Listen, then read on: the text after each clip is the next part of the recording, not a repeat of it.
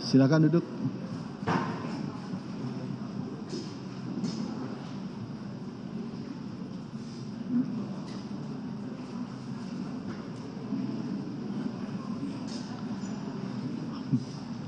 Minta tolong mic-nya dipegang ya.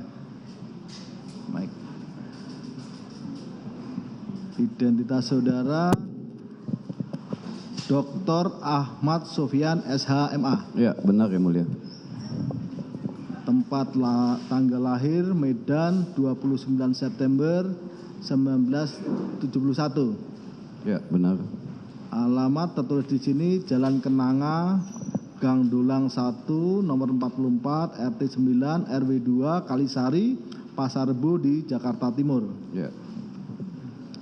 Saudara sekarang masih sebagai dosen ya di program S1 di UBINUS di Universitas Bina Nusantara, jabatan akademik sebagai lektor ya, lektor kepala. S1 dari USU, S2 dari Universitas Kebangsaan Malaysia, S3-nya dari UI. Ya, benar yang mulia. Ilmu hukum. Baik. Ini kurikulum vitae saudara.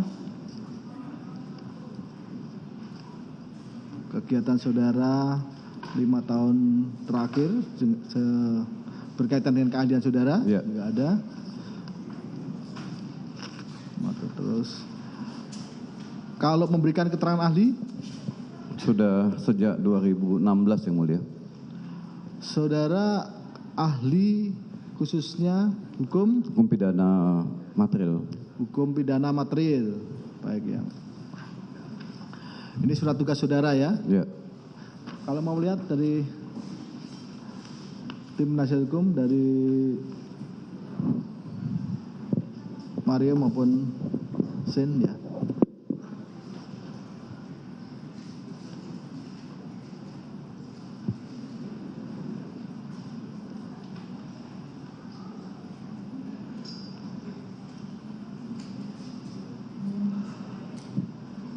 Cukup ya.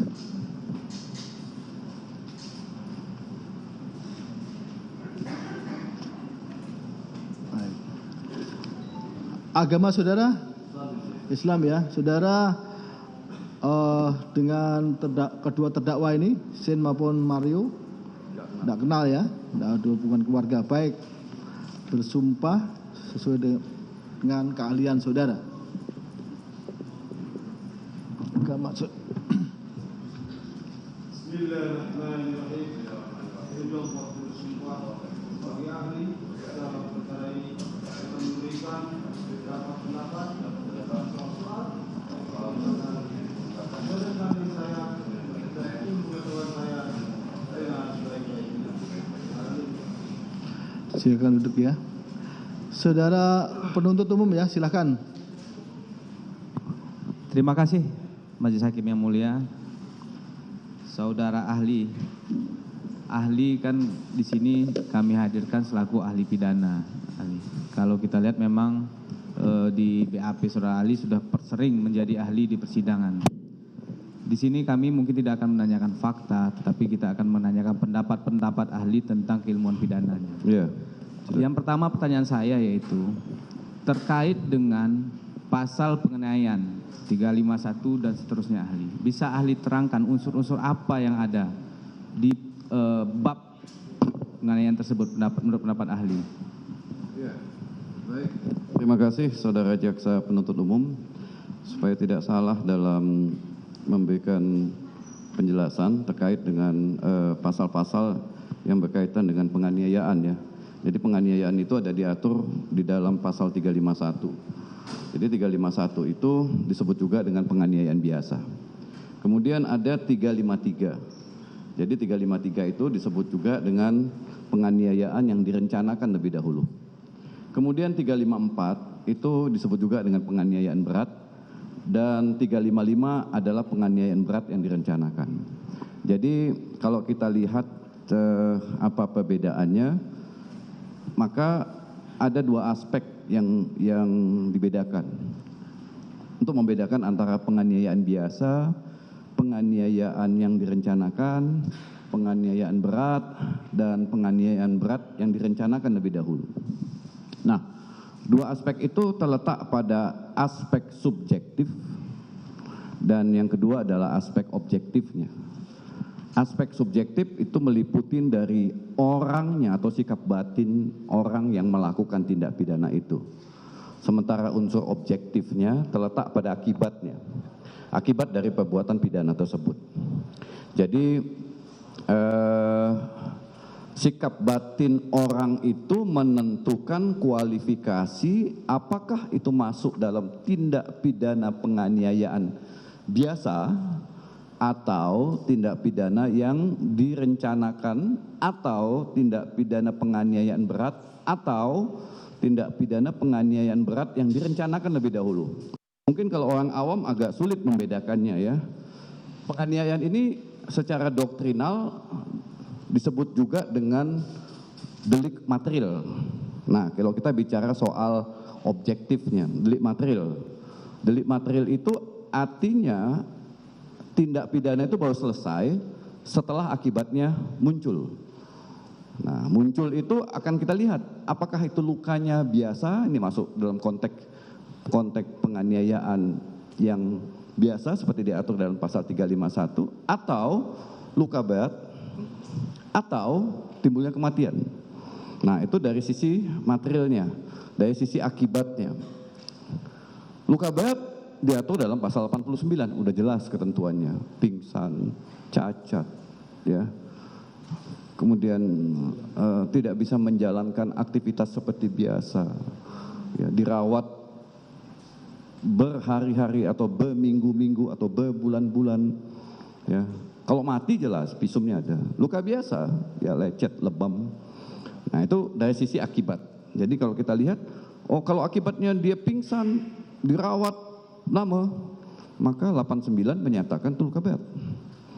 Ya, kalau hanya lecet, lebam, masuk rumah sakit pulang, ya itu bisa ditafsirkan sebagai luka biasa. Mati jelas ada visum. Nah, bicara sikap batin, sebentar Ali, ya. saya potong, maaf ya. Sebelum kita masuk ke sikap batin Ali, kalau kita lihat di pasal 351, kan itu elemen unsurnya adalah melakukan penganiayaan. Sementara penganiayaan ini kan tidak dijelaskan di KUHP. Apa sih sebenarnya yang dimaksud dengan penganiayaan ini? Secara doktrin menurut ahli, ini penganiayaannya bisa nggak ahli uraikan unsur-unsur apa saja yang menjadi bagian penganiayaan itu? Delik material, karena saya sebut di awal tadi, penganiayaan, pembunuhan, kebakaran, rusaknya lingkungan, polusi, itu adalah delik material. Yang dilihat adalah akibatnya. Setelah timbul akibat, maka dicari perbuatannya. Kalau delik material tidak membatasi perbuatan apa, ya, tidak membatasi perbuatan. Apakah dipukul, ditendang, disepak, disundut dengan listrik atau dengan rokok, nggak penting. Beda dengan delik formil. Kalau delik formil jelas sudah ditentukan perbuatannya. Misalnya pencurian, barang siapa mengambil barang milik orang lain, jelas perbuatannya adalah mengambil. Apa yang diambil barang? 363 ya. 362. Barang milik orang lain. Jadi ada mengambil itu apa? Memindahkan satu tempat ke tempat lain. Tapi kalau penganiayaan, pembunuhan, tidak ditentukan perbuatannya sepanjang timbul akibat yang dilarang. Luka berat, luka biasa, atau kematian. Jadi tidak penting perbuatannya. Nah, perbuatan itu tentu konteksnya adalah perbuatan melawan hukum, ya, kategorinya. Seorang dokter menyakitin seorang pasien, cabut giginya, ya itu bukan penganiayaan karena tujuannya adalah menyembuhkan. Dalam konteks delik material, perbuatannya adalah bukan dalam konteks sifat dari tujuan yang baik, ya, tetapi memang ada tujuan jahat dari perbuatan itu yang kita sebut dengan perbuatan melawan hukum. Oke ahli.